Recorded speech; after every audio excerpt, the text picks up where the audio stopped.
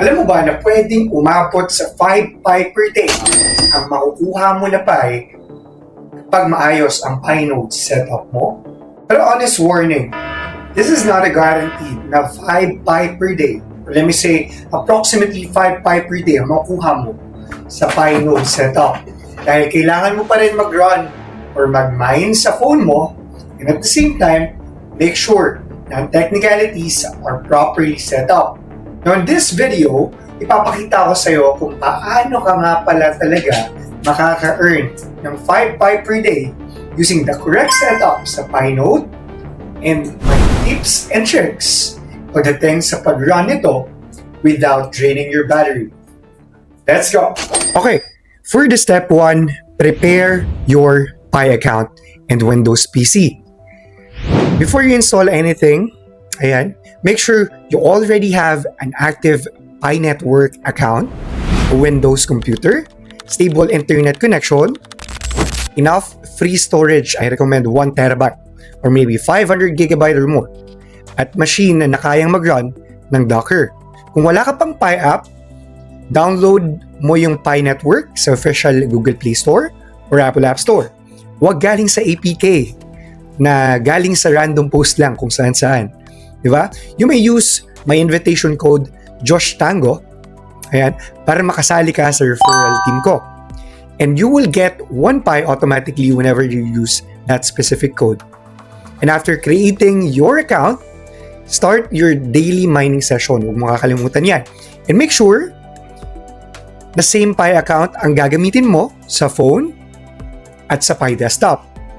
Well, supported din ang Windows, Mac, at Linux. For the beginners, I personally recommend Windows yung gamitin mo because the setup is usually easier to follow. Personal recommendation ko yan. It's not an official Pi network requirement. Pro tip, before starting, start mo yung PC mo, install mo yung pending Windows updates, and confirm that the virtualization is enabled. Mamaya, tuturo natin yan.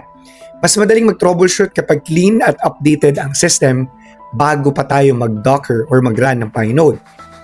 In step 2, let's go to download and install the Pi desktop.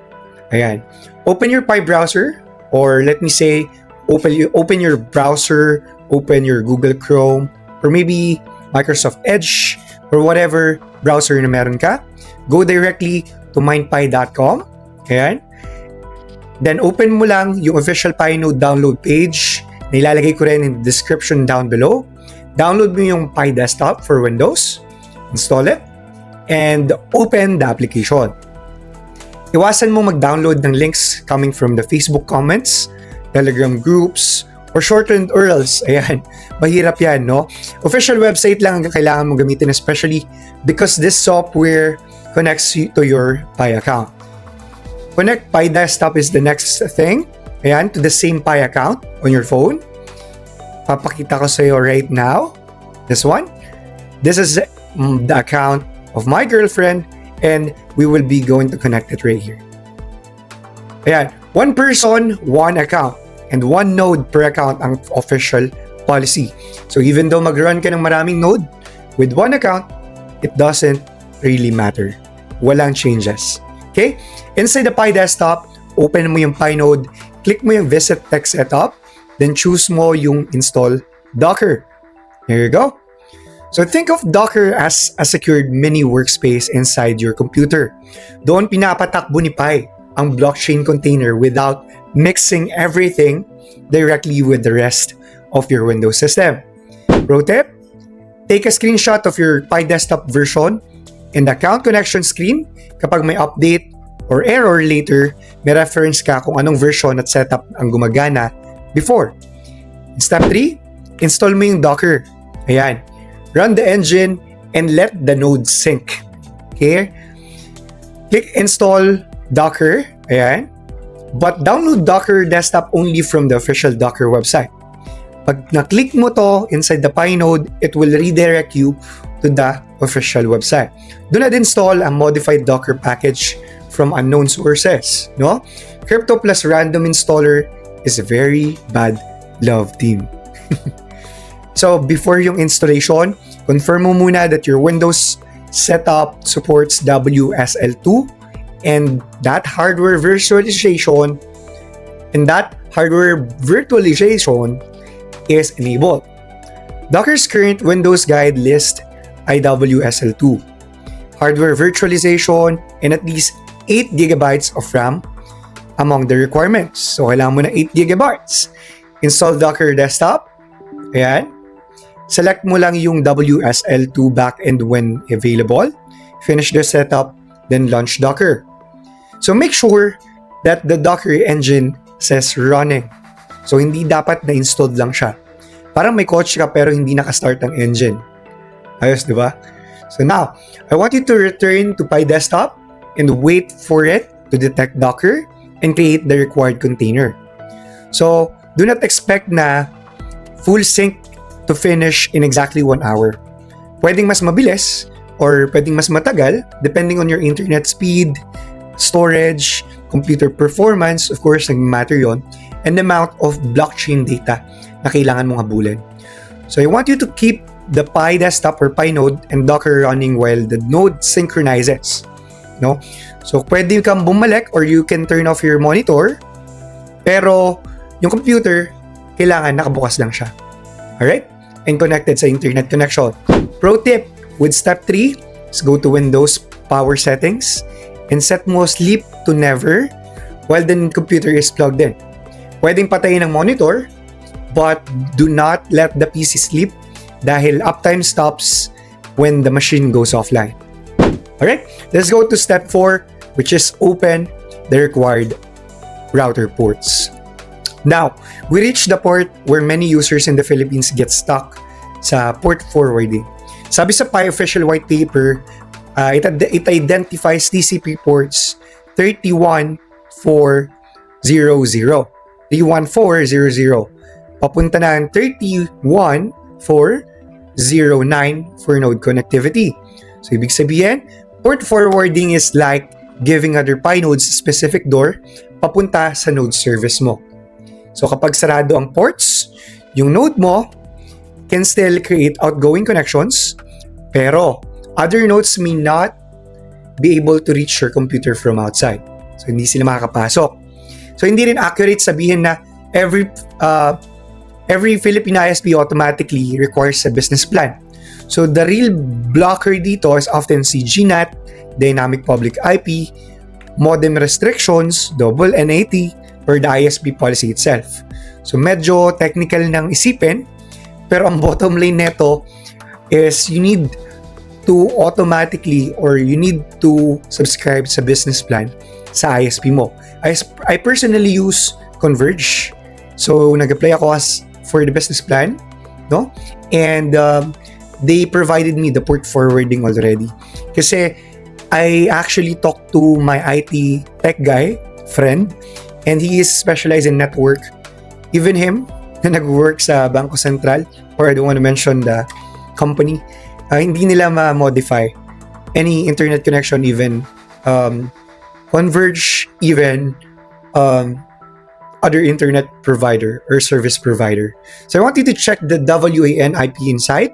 Okay? So once set up ka na dyan or nakapag-subscribe ka na sa business plan, okay, what I want you to do is go back sa PyNode mo and check mo lang yung punta ka ng PyNode, and I want you to check the visit text setup, open router ports, and then click mo yung check now. Ayan. So whenever you click the check now, mag-i-start ng mag-listen yung port listener right there in your computer. And you will see right there yung checklist kung gumagana na ba talaga ang port forwarding.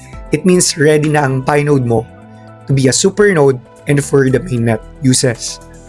Pro tip, ayan, another pro tip we have is before paying for a business plan, confirm mo muna whether yung CGNAT mo is really the problem.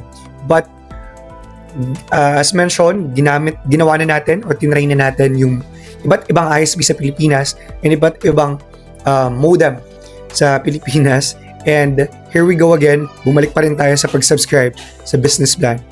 So, ayun, let's go to step 5. Run the troubleshooting checklist. Ayan. If you go to the troubleshooting, alright, inside the Pi desktop and check the node one item at a time. Okay? Under the consensus or blockchain container section, make sure na naka-yes yan. The node switch should be on. Nakalagay dyan. Okay? And the consensus container should show running. So dito, yung blockchain then, or let me say the blockchain state should be updated or latest. And the protocol version should match current network version. For example, network version is supposed to be version 25 or 26 as of recording this video. So check the latest block. Dapat gumagalaw ang block number and it should not be hours behind the network. So outgoing connection must be above 0. Around 8 is commonly seen in healthy setup, pero ang pinaka-important ay active and stable connections. Okay? So incoming connections above 0 usually means other nodes can reach you through the open ports. If incoming is 0, the node may still operate through outgoing connections, but you are probably not receiving the port or the open port contribution. Ayan. Pwede mo rin makita ang API service right there and Sorbonne RPC service toggles. So I suggest to turn it on para na rin makatulong ka sa blockchain, but it will allow you to use your storage more. Pro tip ko for the step number 5 is once everything is healthy, take one complete screenshot of the troubleshooting page. Ayan. Kapag may problem later, compare the new screen with your working baseline para mabilis mong makita kung anong nagbago. So if you have any questions, technical issues, comment down below mo lang. And I am glad or happy to help you to set up your Pi node and earn more Pi for approximately 5 Pi per day. My final judgment, Pioneer, of course, is simple. 5 Pi per day is possible only if susundin mo yung step-by-step guide na binigay ko sa'yo from 1 to 5 steps na nandyan. If not, good luck na lang sa'yo. Now, Pioneer, that's advice from Cryptoshua. I want you to set it up completely, clearly. Huwag kang mag-i-skip dyan sa baba. Because if you skip something, one step could make everything wrong. Tandaan mo yan. So kung pinanood mo yung video na to, skip by skip, you might lose something in your hardware. Maybe mas mababa ang makukuha mo na Pi per day. Pioneer, what I want you to do is learn small, win big. Subscribe to my YouTube channel or comment down below mo yung thoughts mo after magawin yung mga step-by-step na to. If you still have the problem or any technical issues na na-encounter mo, comment down below lang. Magko-comment ako sa'yo. I want to help you learn small in this cryptocurrency world and win big. See you in the next video next Sunday, Pioneer.